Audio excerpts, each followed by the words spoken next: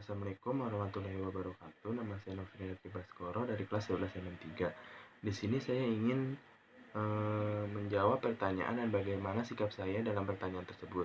Pertanyaan pertama, bagaimana pendapat Anda tentang sengketa antar bangsa karena klaim terjadinya pelanggaran internasional tentang kepemilikan senjata nuklir, kimia, atau biologi?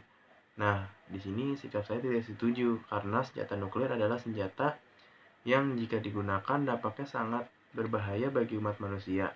Kapasitas dari kekuatan nuklir sendiri sangat besar. Selain itu, cakupan wilayah yang terkena dampaknya pun juga akan sangat luas.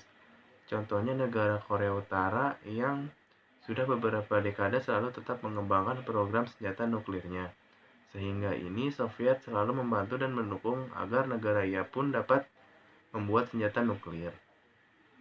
Namun, di sisi lain ada Amerika Serikat yang merasa bahwa selama negara Korea Utara tetap mengembangkan senjata nuklirnya, maka itu adalah suatu ancaman.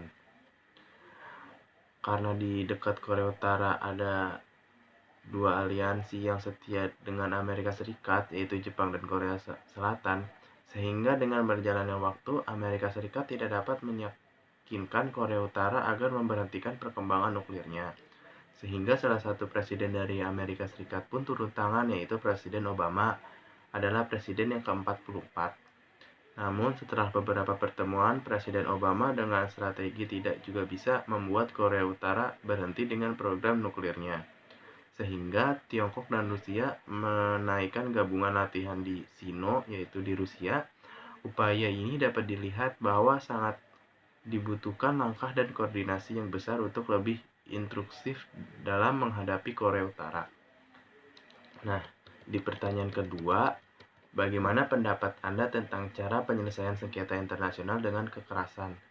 Nah, sikap saya tidak setuju karena selagi penyelesaian sengketa internasional bisa dilakukan secara damai, lakukanlah damai bertujuan untuk mencegah dan menghindarkan kekerasan atau peperangan dalam suatu persengketaan antar negara.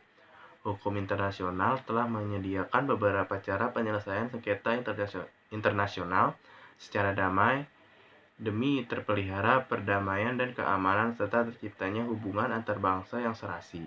Penyelesaian sengketa internasional dengan menggunakan kekerasan lebih baik dilakukan pada saat keadaan keadaan terdesak untuk melakukan pembelaan diri apabila terjadi dahulu diserang oleh negara lain. Di pertanyaan ketiga, bagaimana pendapat Anda tentang sengketa antar Indonesia, Malaysia, ataupun Kepulauan Sipadan dan Likitan dan Kepulauan Ambalat? Diketahui bahwa terjadinya sengketa atas Pulau Sipadan dan Likitan disebabkan oleh ketidakjelasan garis perbatasannya yang dulunya dibuat Belanda dan Inggris di perairan timur Pulau Kalimantan. Pendapat saya, penyelesaian masalah sengketa dua pulau tersebut diserahkan kepada Mahkamah Internasional dan mengikuti keputusan Mahkamah Internasional yang pada akhirnya memutuskan bahwa kepemilikan Pulau Sipadan dan Likitan jatuh kepada negara Malaysia. Keputusan tersebut berdasarkan bukti sejarah diterima Mahkamah Internasional dari Malaysia, dokumen dari pihak Malaysia yang membuktikan bahwa Inggris yang dulunya menjajah Malaysia paling awal masuk Pulau Sipadan dan Likitan dengan membangun mercusuar dan konservasi penyu. Sedangkan Belanda yang menjajah Indonesia hanya terbukti pernah singgah di Pulau Sipadan dan Likitan, tetapi tidak melakukan apapun. Di pertanyaan keempat, bagaimana pendapat Anda tentang konflik Israel-Palestina yang hingga kini belum selesai? Karena sampai saat ini belum selesai, menurut pendapat saya, sebaiknya kita sebagai negara Indonesia menerapkan 3 langkah untuk berperan dalam konflik ini. Langkah yang pertama, Indonesia menyuruh persatuan di antar negara-negara organisasi kerjasama Islam atau disebut OKI untuk fokus kemerdekaan Palestina melalui TWO Stand Solution. Kedua, mendesak DKPBB segera menghasilkan resolusi konflik. Ketiga, Indonesia juga harus mengambil langkah menarik dengan mengeluarkan joint statement bersama Malaysia dan Brunei Darussalam.